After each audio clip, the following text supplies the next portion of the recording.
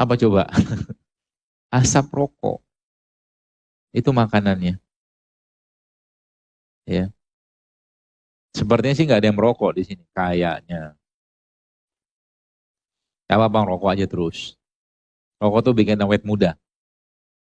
Nggak sempet tua, mati duluan. Awet mudanya, gitu, kata guru saya gitu. Baik, jadi sekalian itu ya. Ternyata jin tuh gak suka dengan makanan sehat.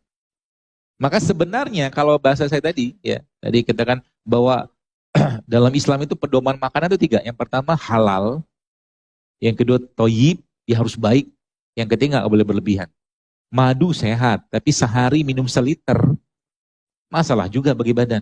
Kurma sehat, tapi kalau sehari minum sekilo atau makan sekilo juga masalah badan kita. Nggak boleh berlebihan. Gitu loh. Kalau berlebihan judulnya utamakan, berarti nafsu diutamakan. Gitu loh. Ya maka semakin kita melihat ini semua, oh ternyata Masya Allah, ternyata selama ini keliru cara menyayangi badan. Jadi kalau ada orang bilang, dokter ternyata sulit ya hidup sehat. Iya sulit, jujurnya sulit. Tapi kalau nggak dicobain, sampai kapan mau hidup kayak begitu terus? Sering saya sampaikan bahwa hidup sehat itu seperti orang bangun malam. Bangun malam tuh enak nggak? Nggak enak loh. Orang tidur, dia bangun, sholat, ngaji katakanlah. Orang asik main-main kumpul sama teman, dia malah sibuk dengan Quran. Nggak enak. Maka kalau semakin nggak enak yang kita lakukan, dan kita rasakan dari nafsu, dari kolbu, dari hati kita, semakin besar pahalanya. Contoh, saya katakan tadi, puasa. Misalkan. Puasa tuh nggak enak. Siapa yang mau puasa? Nggak ada. Ya. Tapi karena nggak enaknya puasa, dari secara nafsunya kita, karena bawaannya pengen makan terus. Apa yang terjadi? Allah kasih satu pintu khusus bagi orang yang berpuasa. Coba. Seperti itu kan polanya. Ya sama juga nih hidup sehat. Kalau nggak dimulai, mau kapan? Dan ingat Bapak sekalian, sering saya sampaikan sekali lagi, bahwa kenapa kita perlu hidup sehat? Bagian dari rasa syukur dan ketaatan kita kepada Allah. Itu kata kunci. Kita niatkan juga karena Allah. Bukan karena gaya-gayaan. Bukan. Kita niatkan karena Allah untuk apa? Agar ibadah lebih baik.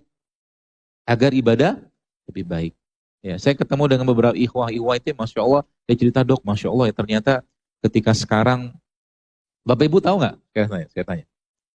Banyak masalah kesehatan, khususnya di rumah tangga, perceraian itu terjadi gara-gara ketidakpuasan di ranjang. Banyak loh.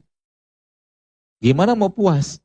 Suaminya makannya seperti itu, istrinya juga nggak sehat, akhirnya apa? Istrinya susah mendapatkan rangsangan. Suaminya baru apa-apa sudah keluar. Kalau bahasa Jawa itu apa? Peltu. Nempel metu. Gitu loh. Yang belum nikah nggak paham. Gitu loh. Jadi masalah bahkan sampai ke urusan ranjang. Dan dia cerita ke saya, subhanallah dok, ternyata ketika saya sudah mulai memperbaiki pola makan, dia bilang, wih Masya Allah, gairahnya luar biasa. Tiap hari nagih. Bagus saya bilang. Alhamdulillah kan. Modal apa? Modal itu tadi menghindarkan sesuatu yang dapat merusak atau membuat badan kita tidak sehat. Apa saja nanti kita bahas. Ya. Baik, nanti ini semua bisa bekerja dengan baik. Di sini Allah menciptakan obatnya. Di sini Allah menciptakan obat-obatannya semua. Ya. Dan kembalilah ke bagaimana katakanlah mungkin kearifan lokal bahasa saya, negeri ini. Apakah orang tua kita zaman dulu makan tepung? Pagi-pagi? Makan, tapi tepungnya ada di sini. Ini kan tepung juga nih, glukosa. Tapi bukan tepung terigu. Ya kan? Orang tua kita zaman dulu makan tepung, dia makan gula juga, tapi gulanya dari ini. Sehingga aman badannya. Bukan dari tepung, beda Pak Bu. Dokter, salah satunya, saya sering banget sampaikan, kurangi atau kalau bisa stop makan gula pasir. Karena gula pasir itu 8 kali lipat kecanduannya daripada kokain. Gula pasir. Ya, kata seorang dokter di Amerika, dia pernah meliti dengan menggunakan tikus. 8 kali lipat daripada kokain. Ya, itu ngeri banget gula itu. Ya. Bagaimana cara menggantinya? Ya jangan makan gula yang kayak begini, jangan makan gula pasir. Makan ini kan manis. Pisang ini kan manis, kan gula juga. Tapi bukan jenis gula pasir. Dokter, gula kan juga ciptaan Allah, benar. Tapi beda pengolahan. Kalau Bapak Ibu, atau mungkin seseorang nyoba, ada katakanlah orang pertama, orang kedua. Si orang pertama ini, tiap hari, pagi, siang, malam, atau 5 kali sehari, 2 sendok gula pasir kata dia makan pagi siang. Artinya ada 10 sendok gula pasir dia makan tiap hari. Pertanyaan, gula pasir dari apa? Tebu. Ada orang yang kedua tiap hari makan air tebu, 2 sendok makan. Beda nasib Bu orang ini. Paham maksudnya? Kenapa beda nasib? Karena yang ini udah diolah. Semua yang diolah pasti akan menurunkan sebagian besar nilai gizinya. Gitu loh, semua yang diolah. Jadi kalau Anda pengen katakanlah misalkan ya, minum jus, minum orange juice atau jus jeruk, nggak usah beli yang kemasan kalau saya, bikin aja sendiri di rumah. Gitu loh. Kalau pengen beli katakanlah misalkan kayak begini nih, tomat. Tomat ini punya anti kanker. Ya. Kalau mau dapatkan manfaat tomat, ya paling bagus ya makan tomat. Bukan minum jus tomat. Apalagi tomat dalam kemasan.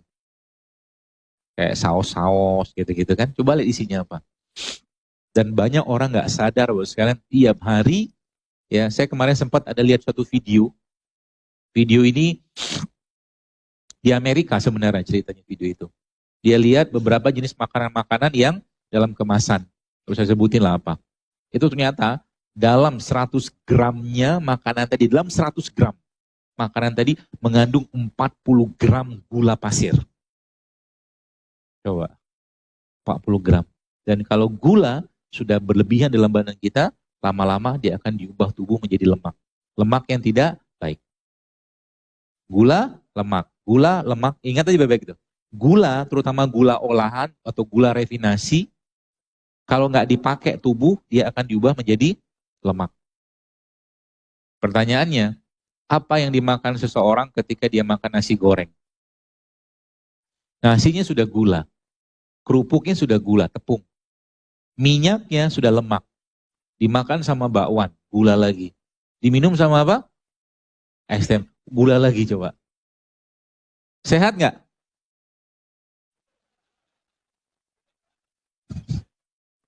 Terus kenapa dimakan? Enak, terus aja kayak begitu, gak berubah-berubah gitu kan. Jadi jangan gara-gara, kadang-kadang saya lucu gitu lihat orang itu kan, wah ada dokter Zaidul nih, sembunyiin makanannya. Ngapain juga? Gak ada yang melarang, saya gak memfatwakan. Saya juga siapa, saya melarang Anda makan. Ya. Tapi ingat, lagi-lagi tubuh kita tidak akan bisa dibohongin. Tenang aja. Gak bisa dibohongin. Mau makan yang gak sehat, apalagi kadang-kadang sudah itu kan kirim story, kirim apa ke saya gitu kan. Wah nih, hidup sehat gitu kan. Ternyata badan masih melentang-lentung gitu. Ada sehat itu. Makanya kata Nabi kan, di akhir zaman aku melihat fenomena di kalangan umatku, banyak dari mereka yang gemuk. Gemuk tuh gak lucu. Anak kita kalau gemuk, kalau biasa kan gak lucu itu tuh, penyakit. Penyakit Pak Bu, ya. Dan itu menjadi masalah kan zaman sekarang kan. Gemuk di mana-mana. Gimana gak gemuk? Makannya pagi siang malam gula coba. Tepung gula, nasi gula, gula pasir sudah gula, tambah lagi lemak. Gitu loh. Begitu terus tiap hari nggak ada perubahan gitu kan. Maka mudah-mudahan Bapak sekalian hari ini ya kita belajar sehingga gampang sekali memperbaikinya. Kalau mau nggak? Saya mau tanya dulu, deklarasi dulu. Bapak Ibu siap hidup sehat? Buat apa? Untuk Allah ya, untuk taat kan sesuai judul. Ya. Kita hidup sehat untuk taat atau dalam rangka ketaatan kita kepada Allah, sehingga nanti kalau udah kayak begitu Bapak sekalian, maka insya Allah Anda makan kunyit, minum jahe, minum kencur, temulawak, dapat pahala semua insya Allah karena diniatkan karena Allah. Itu kata kuncinya. Jadi bukan lifestyle dia, nggak usah gaya-gayaan. Kita nggak butuh gaya-gayaan. Ya. Yang kita butuhkan apa? Badan fisik yang kuat. Ya. Gimana gak punya mental iman kerupuk gitu kan? Makannya kerupuk terus tiap hari. Kerupuk itu kan prak. Hancur dia. Mental kerupuk, iman kerupuk kalau bahasa saya. Bangun malam susah, ngaji susah, sedekah banyak sedikit susah. Gak usah cerita berjuanglah untuk Islam. Gitu loh. Paksain. Kalau udah urusannya untuk kebaikan, paksain. Masya Allah kayak begini kan teman-teman Hijrah United mengakomodir semua, menyiapkan semua kayak ini, masya Allah saya katakan. Dan ini memang belum banyak nggak dibahas ya, para ustadz segala macam. Memang nggak ada majlis-majlis yang membahas tentang kesehatan kayak begini. Ada 800 lebih ayat-ayat dalam Al-Quran itu sekalian kalau kita bahas tentang kesehatan, banyak sekali. Ya. Dan itu kalau dipraktekkan maka umat Islam harusnya menjadi umat yang paling sehat. Sekali lagi saya sampaikan. Asal mau aja. Dan kita harus ngerti dulu yang kita makan sekarang ini apa yang bikin masalah.